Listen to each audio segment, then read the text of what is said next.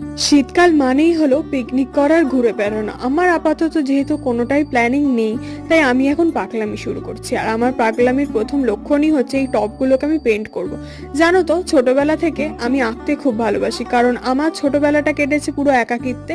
তাই একাকিত্ব দূর করার জন্য তখন আমি আমার সঙ্গী হিসেবে বেছে নিয়েছিলাম হচ্ছে এই রং তুলিটাকে। খুব ভালোবাসতাম আঁকতে, কিন্তু এখন বাস্তবে এত কাজের প্রেশার, সংসারে নানান ঝামেলার মধ্যে আমার আর নিয়ম করে আঁকা বা রং করা কোনোটাই হয়ে ওঠে না।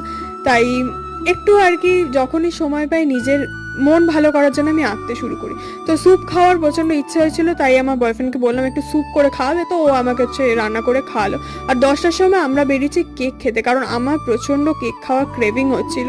আমার এই পাগলামিগুলোকে ওই একমাত্র হচ্ছে সায় দেয়, আর কেউ হচ্ছে দেয় না। তো যাই হোক, এরম একটা মানুষ প্রত্যেকের জীবনে থাকাটা অবশ্যই দরকার, যে হচ্ছে পাগলামির সঙ্গী হবে।